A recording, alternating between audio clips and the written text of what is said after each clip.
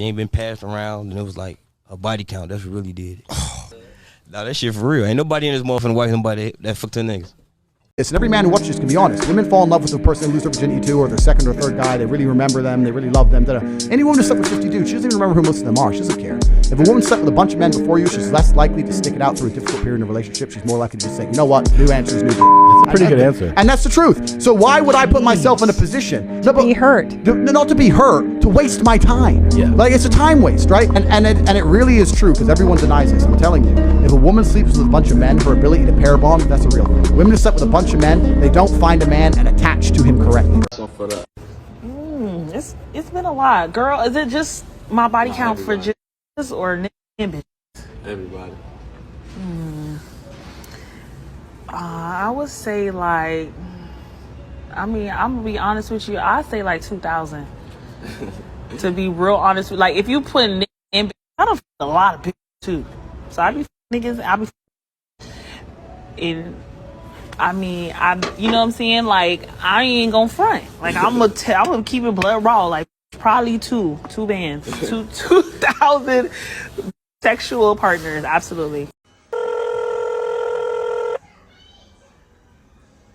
Oh, my bad. I was calling Diamond to see if I could be number 2001, so she basically giving that box away.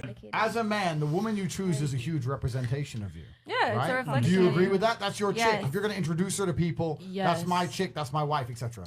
If 100 men have fucking used her and thrown her away before you, how can you say I have something special? Because that doesn't define men you. didn't want her, and I do. If 100 people pick up a sandwich and go, no, and I pick it up off the floor and go, yes, finally, the best sandwich. That's not how the world works, right? This is the unfortunate reality of the world. And scarcity and value are the same thing. Why is gold valuable?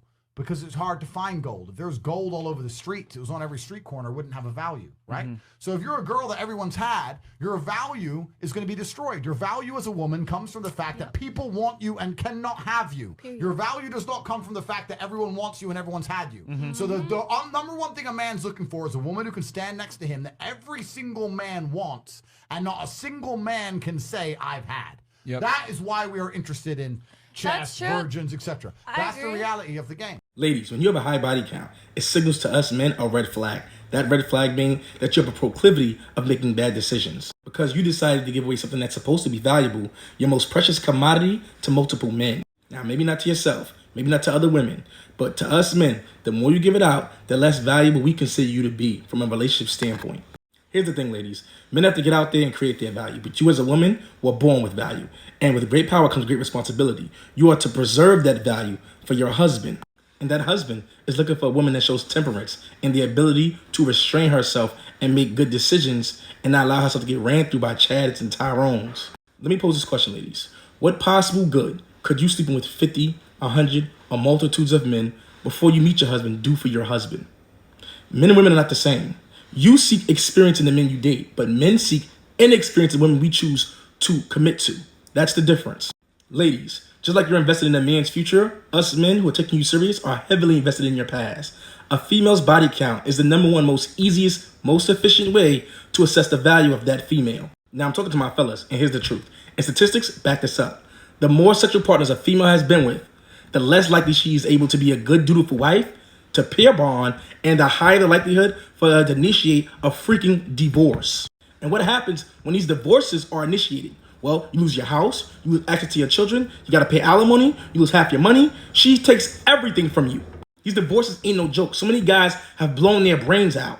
Self-deletion, tied nooses around their neck, and hanged themselves because of a freaking divorce. This is why you don't wipe hoes or girls with high body counts. A woman's past gives great insight and dictates the future. That's the reality. If a female cannot abstain from promiscuity and keeping their legs closed while they're in their prime, what do you think is going to happen when she's older? Your dump decides to marry her and she's now in a contract where she can leave at any moment because she's incentivized to break it. Fellas, be careful with these women y'all marrying because they're incentivized to break these contracts and win in the process. Listen, ladies, live your life. I'm not here to hold bash or to hold shame.